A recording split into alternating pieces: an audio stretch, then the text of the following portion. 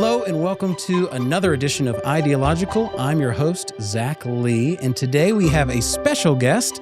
I am joined with Dr. Tyler McNabb, who is the Associate Professor of Philosophy at St. Francis University up in Pennsylvania. Dr. McNabb, thanks for being on the show. Thanks so much for inviting me. It's a good deal. It's going to be a ton of fun. We've got drinks, we've got laughs, there's books in the background. Yes, we're learned men. Okay. Live, laugh, love. Yeah, I have those around the house to let me know that I'm always discouraged. Anytime I see those in somebody's house, I'm like, it'll be things like, don't kill yourself tomorrow. And I'm like, that is too aggressive for a house poster. Before we get into this, I need to give a disclaimer, as I always do, that by being on the show, neither Dr. McNabb nor any intellectual group that he works with is necessarily endorsing other episodes of the show. Not that they're not great, they're fantastic. But if I say something that is off color, do not get mad at him or all of Catholic education. Okay. Today, we're going to be talking a little bit about giving a case for theism. So a few weeks ago, I interviewed Ben Watkins of Real Theology, super nice guy who gave a case for atheism. This is not meant to be in response to that, but this is just kind of the other side. This is a talk on theism because that's your background. So I want to ask you, first of all, just for people that might not know who you are, can you tell us a little bit about your academic background, your interest in philosophy of religion in particular? Because you're kind of the guy in this space. Plantinga called me and he's like, "Hey, I have a descendant." And I was like, "Okay, all right." So yeah, so I did a master's in philosophy of religion for my graduate degree. I did an undergrad in biblical studies, and really, when I fell in love with philosophy, I was starting to fall in love with philosophy like last year of undergrad, and even thought about transferring schools at the last year. And doing an extra year of school than I had to do a philosophy degree. But I decided against that. Thought, you know what, I'm just going to do an Old Testament degree. So go to Southeastern Baptist Theological Seminary and do an MA there and philosophy of religion. Ended up doing that because I found out I was much better at philosophy than Hebrew. And it's more fun. Like if you do an Old or New Testament, you are a grammarian. Yeah. And then I did a PhD at the University of Glasgow under Victoria Harrison. And so lived there from 2013 to 2016. And since then, I've been kind of a little all over the world. Left Glasgow for Houston Baptist, now Houston Christian University. Spent a few years there. Then went to the University of Macau in China. Just down the road. And then University of St. Joseph in Macau, China. And was there for a total in Macau for 3 years, which during the COVID time too, which was quite fun. It's a tough time to be in China, dude. Yeah, it was boys of fun. and then now I've been 3 years, going on my 4th year at St. Francis University in Pennsylvania. Awesome. Also a speaker, author of several books with big name publishers, so Bloomsbury and Cambridge University Press. And Rutledge and these kind of things. So he's kind of a big deal, to quote Ron Burgundy. Okay, let's talk theism. What is the strongest case you could make for God's existence in your opinion? And is belief in God a properly basic belief, or do you think that there are evidences for him? So one of the reasons I've asked you to talk about this is the issue is not just give me proofs for God's existence. That starts with some presuppositions that might not be correct. What if belief in God is something that you should start with or whatever it might be? So that I know that you do a lot within religious epistemology as well. So chat with us a little bit about your thoughts on that question. Yeah, so I guess I can break it down if it's okay with you. Please. Where I'll talk about proper basicality at first, and then I'll kind of move on to, if we're talking about arguments, what sort of arguments I find more persuasive. So in epistemology, there's this idea, if you're what you call a foundationalist, that you might have certain beliefs that are at the very foundation of your noetic belief-forming structure, where they're not supported by other arguments, but are kind of the foundation for your other beliefs, which are supported by other beliefs and arguments, right? And so I'm a foundationalist. So the sort of Reformed epistemology that I like to talk about is a Reformed epistemology that says that religious belief can be properly basic, which, by the way, is a good gamer tag, just in case. Yes, and just in case you want to play a little Call of Duty. That's right.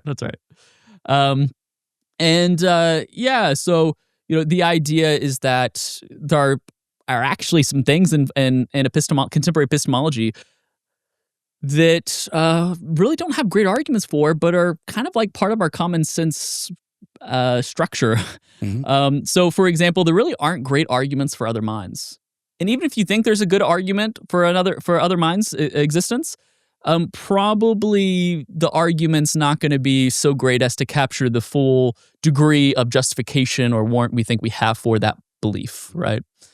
It'll be like, oh yes, this establishes with like 0.6 certainty that with other minds exist, and it's like, come on, do we actually? Is that really capturing kind of our confidence level that other people exist? Yeah. Similar, if you know, I know you love David Hume. Can we know the future will be like the past? Right. The problem of induction. Yep. So let me summarize real quick. If this is your first episode, Ideological, this will be a little bit heady, but it'll make you better. So hang in there. Epistemology is the study of knowledge and how we know things, what counts as justified knowledge, etc. And then foundationalism is this idea that eventually, if you ask why, you're going to get to this axiom, this thing that you just see seems to be true. It's where you start, kind of like Descartes' cogito. And so the idea is we don't typically, like if you ask me, Zach, did you have breakfast this morning? I don't typically have to create a world where an evil demon's tricking me and then do all these kind of, to know. I can just say, yeah, I'm being a normal human. That's right. And I have normal knowledge that I had breakfast this morning. It's kind of Moore's thing of this is a hand and some of the common sense philosophy stuff. So sorry, back to you. Yeah, no. So it's just part of this idea that so Thomas Reid, part of this common sense tradition, right? He's like, all right, you trust part of your cognitive faculties, maybe the parts that you use to question whether or not your cognitive faculties are reliable. It's like, why don't you just go the whole way, right? It's made in the same shop, so to speak, right? So, you know, it's this idea that we should kind of trust our common sense, at least until we have really good reason to think otherwise. So, you know, I have a really strong belief here that there are other people in this room right now. All of a sudden, if someone just like popped out ex nihilo and like pushed a button, and then all of y'all's heads just kind of like went forward, opened up, and I saw like robotic stuff, and I was like, oh my gosh, this is like Westworld, right? I mean, maybe that would defeat my belief. But until something like that happens, right? Yeah, the burden of proof is on the other side. That's right. I once heard Plantinga say that he's only known one true solipsist in his life, and he wanted to make sure that he didn't die, because if he did, everyone would go. That's right. Exactly. And this was, of course, before he tried to become the first Protestant pope. Yes. Yeah. He's not a bad candidate. Yeah. For that. So the idea of Reformed Epistemology, for those of you familiar with John Calvin, so the word reform there is inspired in part by the Institutes, Book 1, where Calvin talks about a sensus divinitatis, a sense of divinity. And so Reformed Epistemology is a minimal thesis, actually. All it says is just that religious belief can be justified or warranted apart from argument. And in the way that I've kind of encapsulated here, that Reformed Epistemology is a thesis that religious belief can be properly basic, held rationally, properly so, but in a basic way, in an immediate way, apart from argumentation. And so Plantinga goes, all right, well, if we have this sensus divinitatis, this sense of divinity, and it's functioning properly, right?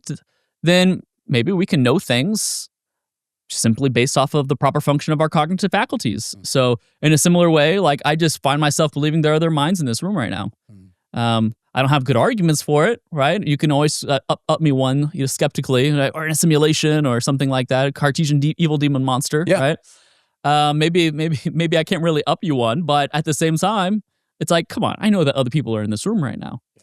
And that's just kind of based off cognitive proper function. Similarly, like I think animals and infants, they have some knowledge, even though their concepts and so forth might not be as sophisticated as ours, as we're rational animals, so to speak. But I do think that, when there's food in the room, my dog knows, there's food over there, right?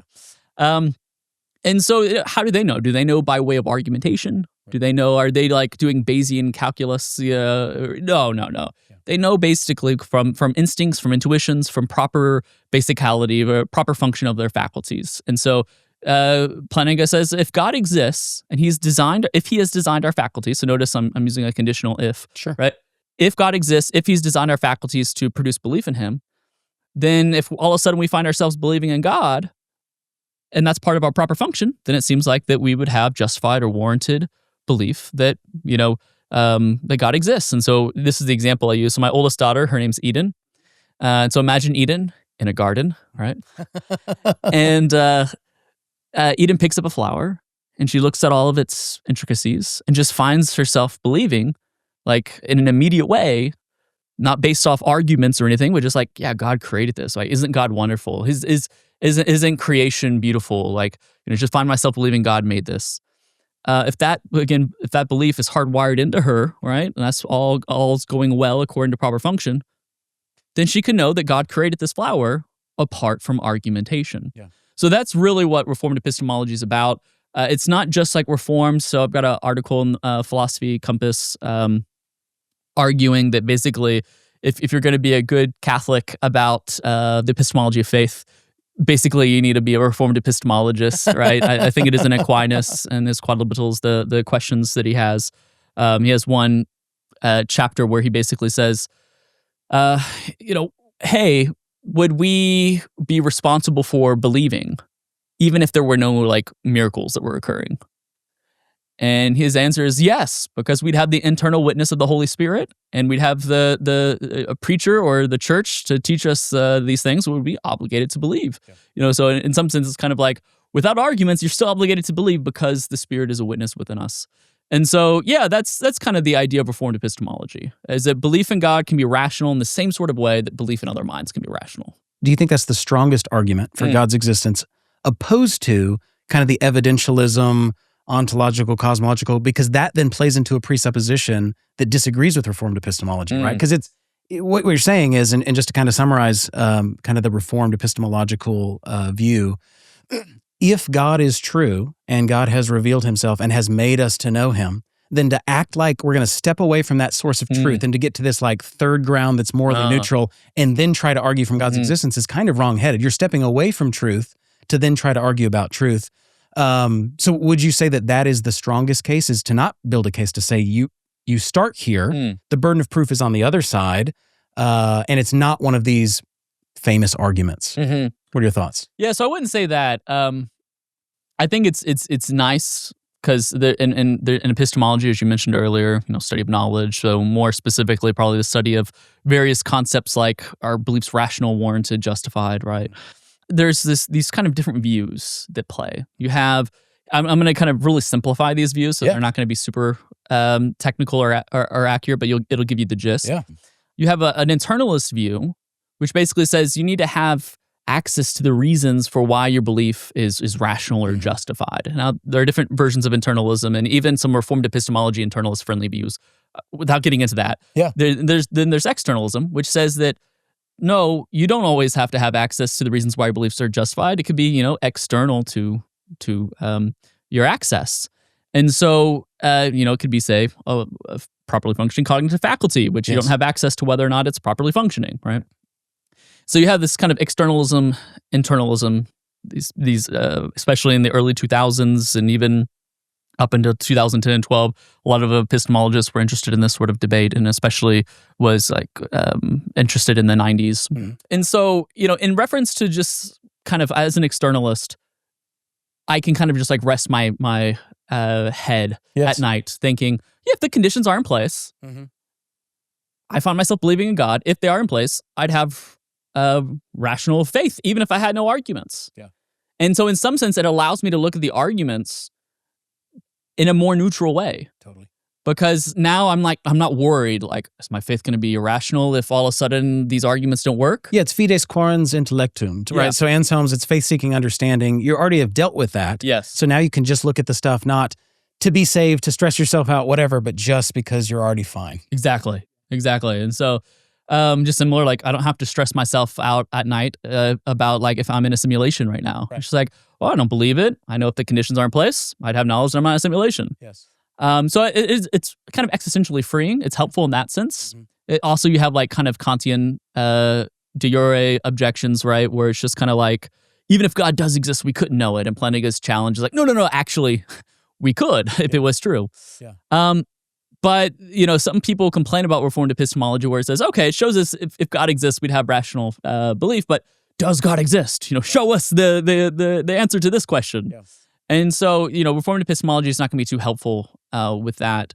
And so, no, when it comes to arguments for God's existence, you have different arguments like the fine-tuning argument, right, that says basically if, the initial conditions of the Big Bang were slightly different, right? If the speed of light, if the distribution of mass energy, if the expansion rate of the universe were all just slightly different. And I mean just literally on a razor's edge slightly. Like we're talking like 1 part, 10 to the 120th for one of these, right? Then there would be no life in this universe. Not just like on our planet or in our galaxy, but like simplicator. Capital L. Yeah. Yes. And so, I mean, stuff like that, does move me. And then, obviously you have like people who will be like, well, maybe we're just one universe out of like an infinite number of universes in this multiverse. And it's just like, seems like a really complex hypothesis, man. And even if so, it's like, well, what's generating the universe is usually some sort of generating mechanism is involved. And it's like, well, what are the conditions that needs to be in place in order for that to occur? And I mean, stuff like that moves me. Which one do you think is the most? So of the traditional four. Yeah. So teleological from design, cosmological from causation or time, moral from this sensus divinitatis, this kind of internal sense, or the ontological kind of God by definition. Which one do you think is strong? Which one do you not think is strong? Which one of those is what I would bet all my money on. Okay. So if you were like, you put a gun to my head and you're like, you have to bet your life. We're going to do that now. Go ahead and bring out the gun. That's right. That's right. Yeah. I mean, back in Texas now, so. That's true. To be fair, there is more than one gun in this room. Yes, I'm not going to lie to you. Exactly. I'm not going to lie to you. Yeah, so some version of the contingency argument. And so, not to be confused with kind of the Kalam argument, which talks about the universe has to have an absolute beginning. This one is totally fine with the universe being eternally old. And it's just kind of like, all right, well, the universe doesn't have to exist. In fact, that seems to be what science tells us today. And a lot of us have these kind of modal intuitions, which are like, hey, the universe could have been different. The universe could have not been at all.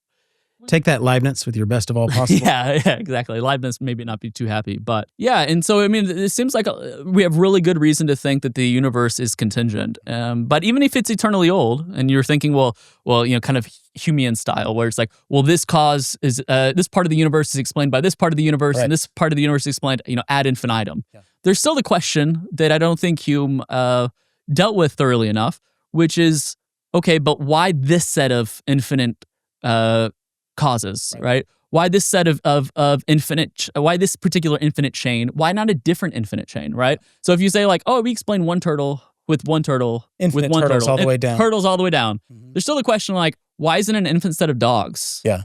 Which would be way cooler than an infinite set of turtles. Yeah. So things would go a lot quicker. Yeah. So if you're with me that you're just like, the universe is contingent, doesn't have to exist, but it does. Even if it's eternal, you need some explanation for why this particular universe. And what do we can't appeal to the universe in order to explain the universe unless we get some circularity or bootstrapping kind of. And they would say that you're doing the same thing when you appeal to God. Every appeal is going to ultimately become somewhat circular. Would you agree with that? Meaning what they're going to say is if I'm appealing to the universe to get to the universe, I'm starting with this presupposition. If I'm appealing to God to justify my sensus divinitatis, I'm also making a type of circular argument. Does that not put everybody on the same ground? Because I could see somebody turning it and saying, for example, because a lot of Plantinga's works are being translated into Arabic to make a case for Allah. Right. So I could see a Muslim saying, hey, of course you don't see that the Quran is accurate. You need to believe in Allah first. That's part of something that is properly basic. Or the Hindu saying that or whatever. So without getting into the issue of, is that the same referent? Or referent? But it is, but okay. Yeah. So I want to figure out though with that question, like, I could see somebody taking religious and Reformed epistemology and applying it to any system. And then it would seem to almost be some type of fideism that we kind of just have to take a leap into some system and then the system justifies itself. What are your thoughts? Yeah, so I don't think that's so. So in reference to the Reformed epistemology claim that I made earlier, so notice I said if God exists, then we could have warranted faith. So I didn't make the claim, God does exist and he's given me faculties that have making me aware where there's this kind of circularity. Though, I mean, as a lot of epistemologists are now okay with, there's kind of distinctions between benign circularity, and you can get this for sure in Michael Bergman, and then kind of vicious circularity. Sure. And so there is a kind of a distinction. Well, maybe certain circularities are more acceptable than others. Yeah.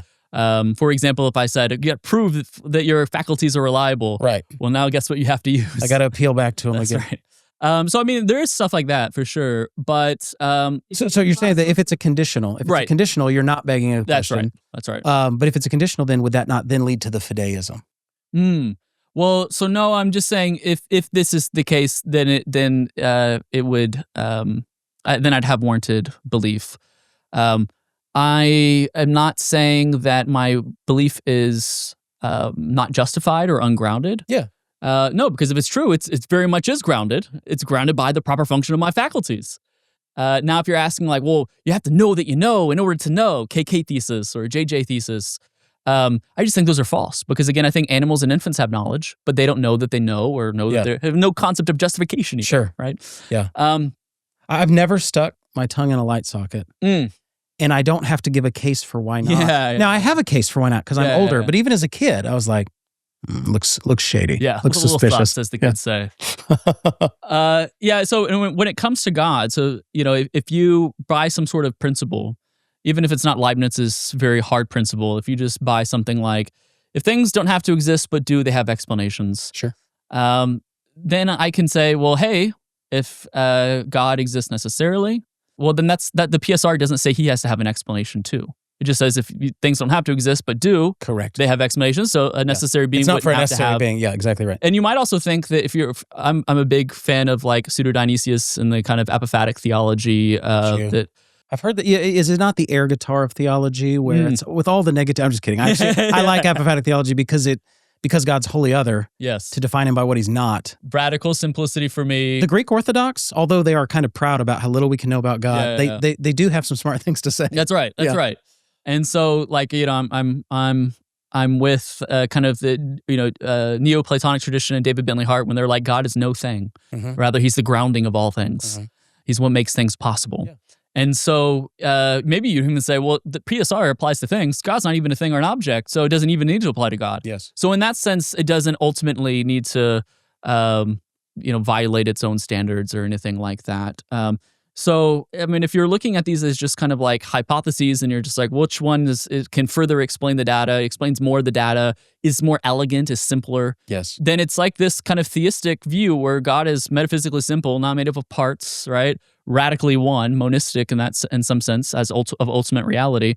That's going to be some pretty simple, elegant hypothesis right there.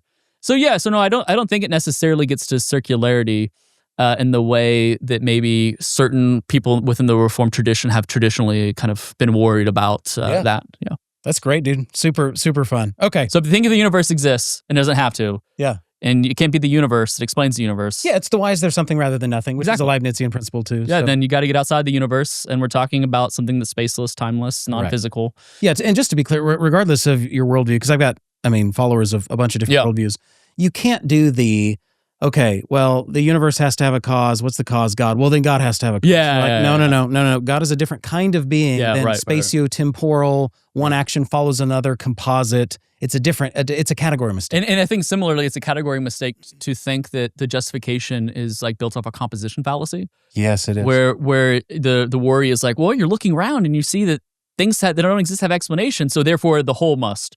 When no, I think it's the most plausible way to understand this is that we have a metaphysical intuition about the way that reality has to be. Yeah. And so in epistemology, there's this idea of seemings, where if something seems to you to be the case, and you have no defeater for thinking it, then you have some justification for it. And it just seems to me that reality has to be this way. Oh. So that's my justification for it. It's not some composition. Very good.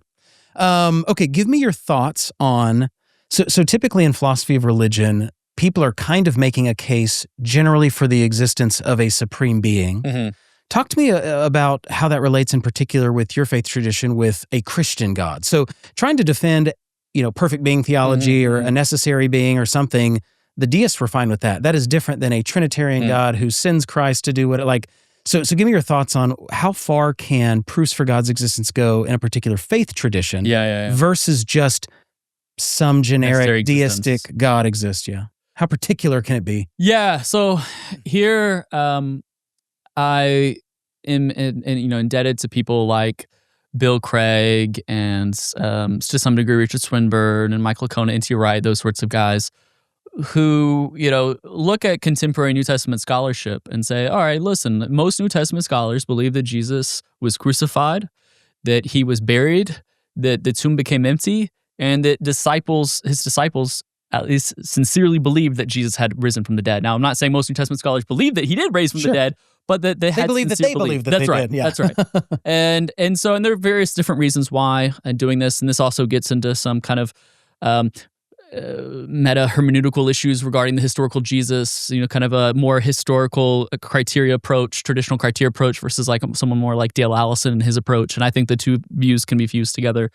And so if these are kind of the minimal facts, right, and they'll have explanations like the criterion of embarrassment, right, where if something is embarrassing that is stated from a person or about their group or about their, what they're trying to put forward, and they have nothing to gain by it, then that adds at least some justification, some plausibility that indeed the event that they're referring to, this embarrassing event, actually happened. Not guarantee it by any means, but it adds to but more likely than not psychologically. Right. The whole idea that some people got together and then created this thing for power that you hear with, guys that are not really in this field as much. The Bart Ehrmans of the world, who knows New Testament textual criticism, but not some of the other stuff. That doesn't make sense when they all get martyred and they lose things, and Christianity is embarrassing. And it becomes a religion of slaves and women and the poor and these kind of things. Like, it makes more sense to create this story when you're not going to be martyred and when it gives you a benefit than not. If I just have to guess. Right. Yeah. And so, the best historical evidence that we have does seem to support that at least some of the disciples died in horrific ways for, in part at least being a Christian follower of Jesus, this new messianic sect. And obviously there are, if you take Allison's view where the more times you have a theme repeated, the more likely it is that there's some kernel of truth that's behind that. So even if you think the resurrection accounts aren't historical, the idea is nonetheless there's this repeated instance in the Gospels of Jesus resurrecting. Then obviously you have Paul in the early Kerygma statement in 1 Corinthians 15 that likely goes back to the first couple of years after the crucifixion. And the fact that they weren't, so N.T. Wright makes the strong case in the resurrection of the Son of God that resurrection is not what they're expecting at that point. Like, it goes against all of their preconceived notions of theology, that's an eschatological event and it's happening in the middle of time with one dude. That's right. And so, yeah. And then, thinking the tomb is empty, using the criterion of embarrassment, that's where I was going with that, was, if you look at Josephus and it's like, Josephus thinks that women's testimony doesn't count for anything, right? And so if you're trying to start a religious cult and you're like, let's just try to convince people that this is the way, probably not the best idea for that time. Sadly, of course, condemning that this was embarrassing for people. It shouldn't have been, but that's probably not the best PR strategy to take in order to convince people. And so, you have these sorts of things, and so you get to these kind of facts if you already believe in God, if you believe in necessary existence, if you believe on beyond being. If you already believe that, then when you look at these facts, it's like, oh, okay, God raised Jesus from the dead. Similarly, I think there's certain cases you can tell with Fatima, and here specifically Catholic sort of stuff. Certain saints have there's actually really good evidence. In fact, Dale Allison thinks this is and he's not a Catholic, that it's one of the most best attested to miracles are when in reference to when a couple of saints seem to have flown multiple times with lots and lots of eyewitnesses on the page. So unless you think that they're like a David Blaine of the before his time or something like that. We have here David Blaine. Yeah. Come on in. He's been here the whole time. Yeah. Yeah. So you get stuff like that. I think that can ultimately point us in those sorts of directions. Ultimately, though, the certitude of faith is a gift from God, and faith ultimately is something that God gives you that works within the proper function of your faculties. And that sort of certainty which I have isn't so much based on the argument, so it helps it. Sure. It helps it. It's not primarily based on that. Okay. Very good. Dude, I could talk about this for hours and hours, but we've got a fancy dinner reservation. All right, give me your thoughts on this. So give me some problems with atheism. So one of the things I asked, so we had Ben Watkins on, super great guy, by the way, well-read, smart, runs Real Theology, a buddy of yours. Sure. He speaks highly of you as well. And one of the things I asked him, I was like, all right, give me a positive case for atheism and give me a negative case against theism. We've been talking some about a positive case for Christianity or a positive case for theism, really being a properly basic belief and a place you might start. Give me some problems with atheism. Right. So as far as just things that you think are internally incoherent or that they can't solve. It doesn't have to be, 1,000 different things or whatever, but just a few things where you think, man, I feel like this is really the Achilles heel of an atheistic system. Yeah, well, I mean, making sense of ultimate reality, especially if you buy that it's contingent, I think that's going to be really big. Fine-tuning, usually my friends who are atheist philosophers, when I ask them what's this one sort of argument that really kind of keeps you up at night, usually it's fine-tuning a lot of the times. So I think kind of similar issues that we've talked about. There's another argument that I haven't mentioned that, in fact, I just recently delivered a talk on this at Oklahoma University. I'm now turning my attention to it to develop it into a book. We're glad you're back in Texas. That's right. Hey, they still have Whataburger. Hey, so Mavs greater than Thunder. That's all I'm saying. I know you're a Texas sports guy. That's right. That's right. Rest in peace, Luka. Yeah. Oh, gosh. All right. We'll talk about that at dinner. I've got a story. Go ahead. And that's in reference to like perennial truths. And so I think that there are a lot of philosophical traditions from various parts of the world and in very early time periods, even much earlier than our own, that aren't connected, where it seems like they're talking about this kind of ineffable reality, this simple reality. Several of the traditions that I'm thinking of here, Taoism, the Buddha nature within certain strands of Mahayana Buddhism. Yeah, to clarify also, one of the things that Dr. McNabb is an expert in is the comparative religion, existence of God within other traditions, and how that relates to traditional classical and analytic theology. So That's right. Even certain strands, like Ibn Sina, with certain strands of Islamic tradition and Judaism and Christianity, where it's describing, this ultimate reality as grounding the impermanent and interdependent, as grounding the things, and yet itself is not a thing and is permanent and not empty of own being, while everything else may be empty of own being, right? And you're kind of tracing it, and you're just like, wow, they're all really saying this. They're kind of converging about on this idea. Now, there's some issues with this argument. Some issues that I plan to get into detail with. But I will say kind of just like learning that like the famous medieval Buddhist philosopher Del Popa and Shankara of Veda Vedanta and, the Tao Te Ching all seem, and Christianity and Islam and Judaism seem to be having like the same talk, the same discussion, the same conversation about that which is. That does move me to kind of just think like, okay, maybe there's something here. So anyway, those things like that. Yeah. Very good. Let's play devil's advocate for a second. What's the strongest case that you think that you could make for atheism? So, later today you're driving home and you're like, oh no. Yeah. If A equals B and B equals C, A equals C, I missed it. And then all of a sudden you're like, all right, I'm an atheist now. What's the strongest case you could make against theism and for atheism? Yeah, so this has to do with our intuitions and trusting our intuitions. And so I think, there are different theories out there like, well, maybe the universe just is necessary. Maybe the laws of nature are necessary.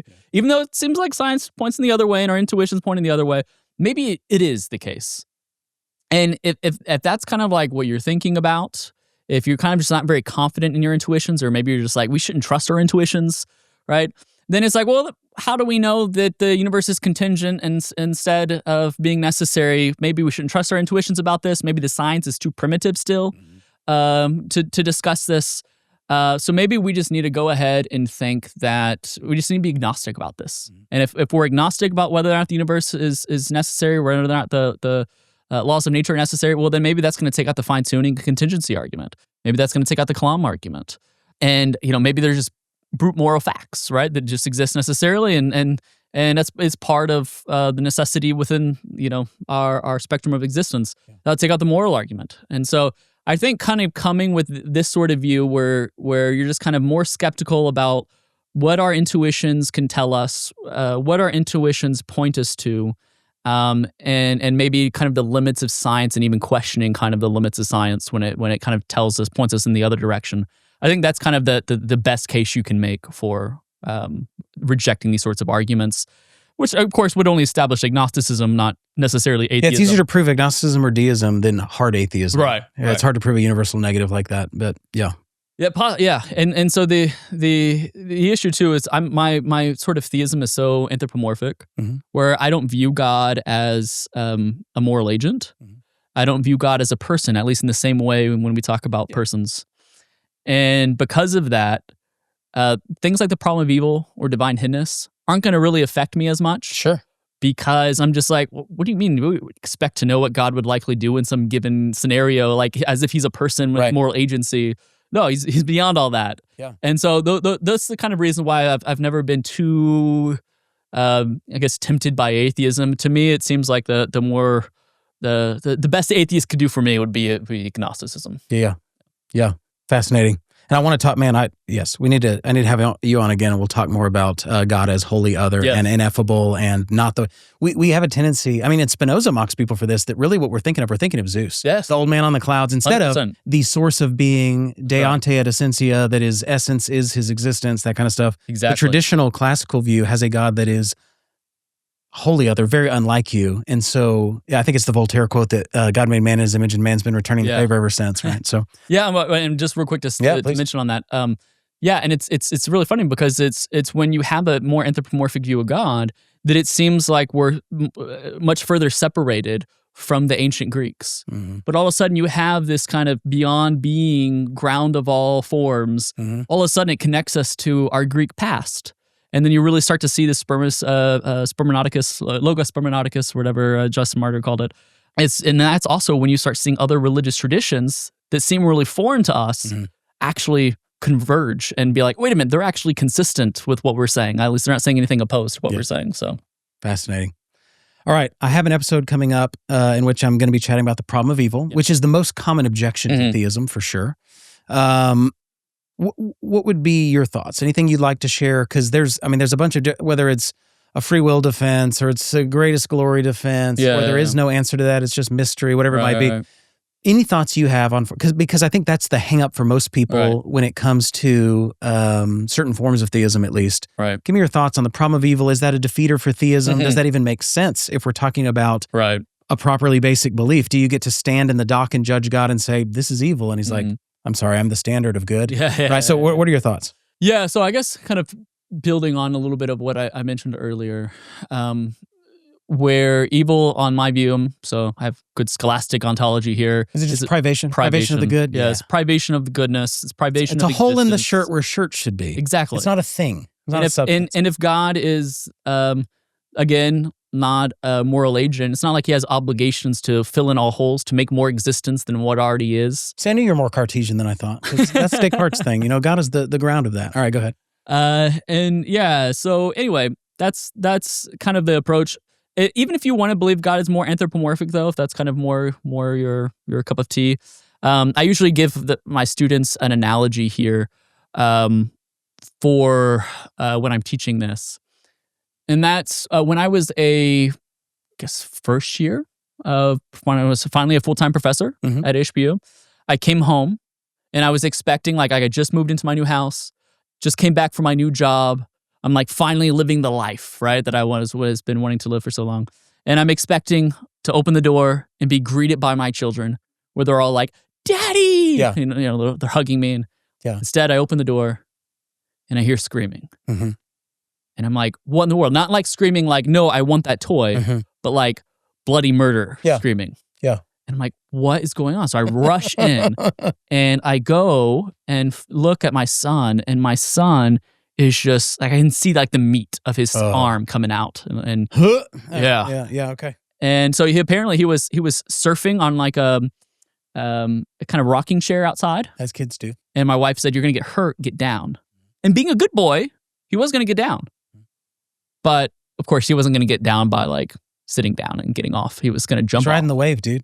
And so as he jumps off, there was a nail that was out. Oh. And his arm caught on the nail where, according to my wife, he was literally hanging on by a nail, right? So we take him to the hospital. We rush him to the hospital. And, he's about 3. He's just about 3. And they start, doing surgery on him. They're just like, no time. Like, we're just going to start sticking this guy and helping this guy out. So they ask me, they say, hey, will you pin your son down for us? So you have to hold your son down. Why screaming? Yeah. Wiggling. That's right. Hold your son down, about 3 years old. And without anesthesia, we're just going to start doing the stuff. Exactly. Yeah. And basically, I'm just looking at my son, and my son is like, Daddy. The look of betrayal. Why? Yeah. 100% look of betrayal. Yeah. Just shatters my heart. Mm-hmm. And he's just like, Daddy, why? Basically, the whole time saying that. And I couldn't say anything besides like, I love you, buddy. I love you. I love you. And, he's looking at me like, what the hell? Right? and so, my son, he doesn't understand like bacteria. He doesn't understand like where he gets certain diseases could form, or bacteria could form, or he'd lose his arm, or maybe even go to his heart. I mean, he doesn't understand any of this. He's just like, Daddy would never do this to me, but Daddy is doing this to me. Mm-hmm. And so, if God's mind, even if you think of God as a thing and a kind of a person the way we think of persons, you could still at least think, well, maybe his thoughts aren't like our thoughts. His ways are not like our ways, according to Isaiah the prophet. And you might just think God is still his mind is so farther away. Maybe we're not going to be good judges of what God would likely do still in some given instance. We're like my son, right? And if I'm more like my 3-year-old son than I am like God, what makes me think that I'm going to be able to do that, when it comes to evil and everything else, when it comes to various actions and so forth. So anyway, that's kind of the perspective that I try to encourage my kids to have. But again, if you think that that evil is just simply a privation and God's not a moral agent, the problem doesn't seem to be so vast. Yes. Fantastic. By the way, I just decided to chomp ice in the middle of that and then realized I shouldn't and spit it in my glass. So that's what I did. Chewing tobacco really is what you're doing. Yes, that's exactly right. The tobacco of the liver, if you will. That's right. That's all super helpful. I mean, but that goes back to the religious epistemology. If God exists, your ability to critique him, your ability to understand him, it's not like you trying to describe yourself to an ant or a cockroach. It is infinitely bigger. Right. And so you don't have a ground to stand on. Exactly. Exactly. Okay, I've got 2 more questions. That was really helpful, and I think a lot of people resonate with that story as well. I had that same conversation with my son recently, where he's like, "The world could be better." And I was like, "Tell me, if you were God, what would you do differently?" Yeah.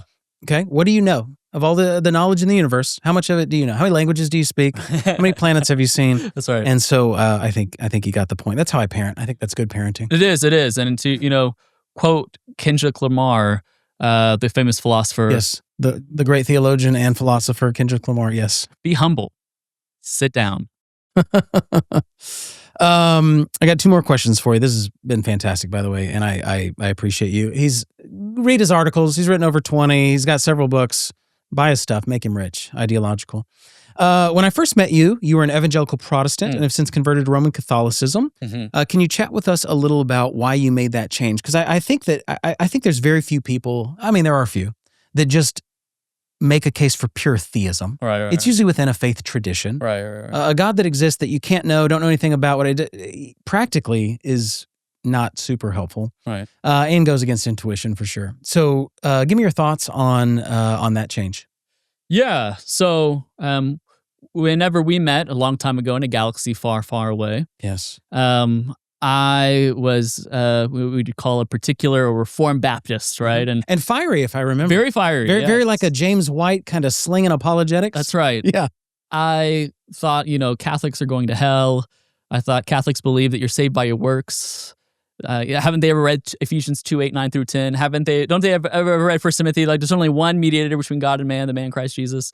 What's going on here, right? And then when I got into graduate school and I started reading Catholic philosophers like Eleanor Stump and Ed Feser and, of course, Thomas Aquinas and St. Anselm and Thomas Flint and these sorts of guys, I was like, well, they're pretty smart. They're really smart. Yeah.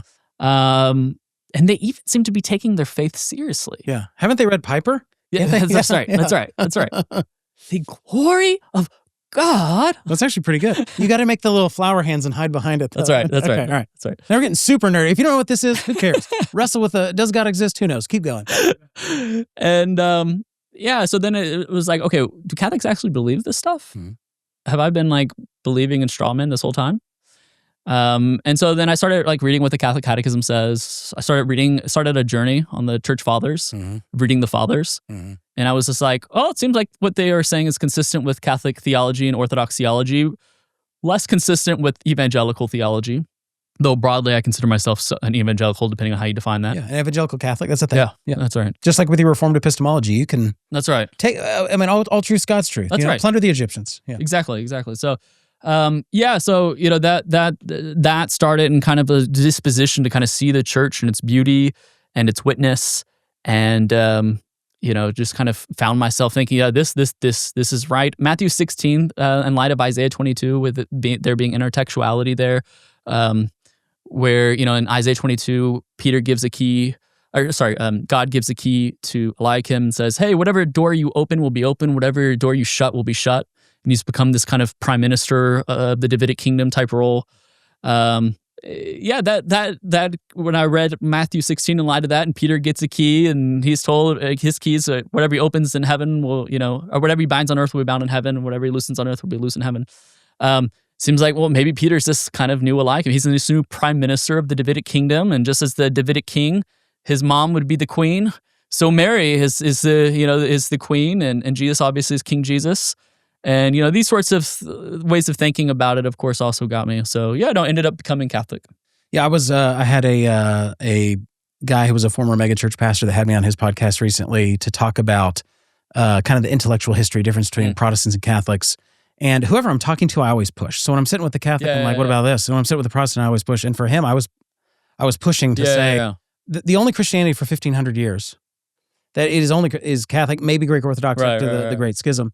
And that's it. Yeah. And also, sola scriptura is a facade. There is no just Bible. There's an interpreted Bible. Right. So Catholics like the Bible, Protestants like the Bible. Cool. What hermeneutic do we take to the Bible? Right. Kind of a paradigm McIntyre sort of issue. That is the thing. Yeah. So you have a Bible and have a Bible. Cool. How are we going to interpret it? Are we going to interpret it in light of tradition, in light of the fathers, or are we going to interpret it in light of Renaissance thinking and new forms of hermeneutics? Right. And so it's more difficult than when people are like, just read the Bible. And I'm like, which Bible? And where did you get that canon? And That's also, how should I interpret it? It's all going to come back to philosophy. Philosophy is the thing. It is. So that the reason I like it so much is it's the foundation for all the other sciences. And so, Yes. Fascinating. Unlike God, it's the thing. Yes. Unlike God, that is the ground of being. It is just a being, lowercase b, right? Okay. Again, nerd. Like our wives love this. They're just like, wow, you guys are so handsome. That's love a man with a big brain me, or a big mind, which isn't actually big because it's not spatial. Okay, so any final thoughts or things that you want to say to our audience? So the podcast is kind of just deals with anything in the realm of philosophy, politics, culture. I've got atheist viewers, agnostic viewers, Jewish viewers, Christian viewers. I've got a few Islamic viewers.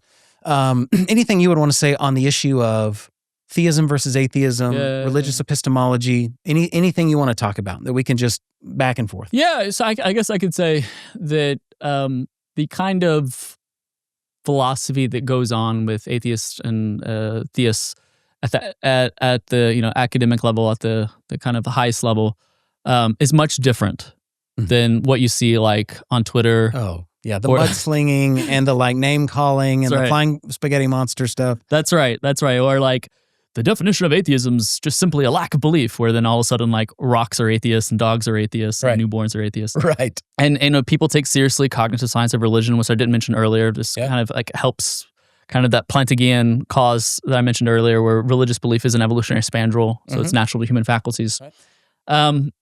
Yeah. So I mean, you have theists going, okay.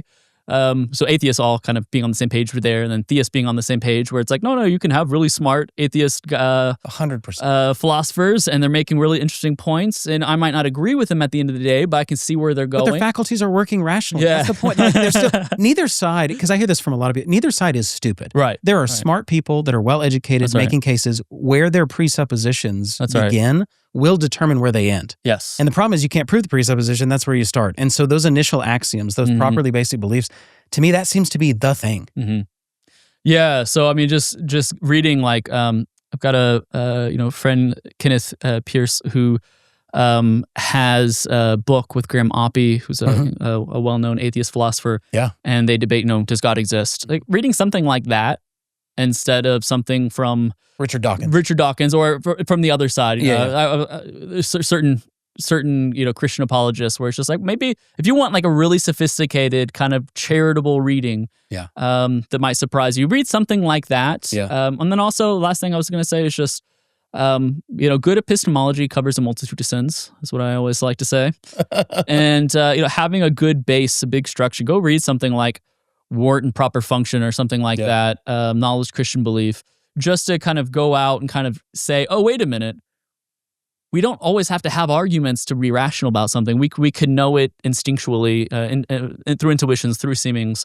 And I think those kind of, to be charitable, know that what goes on at the higher level is not what goes on at the lower level.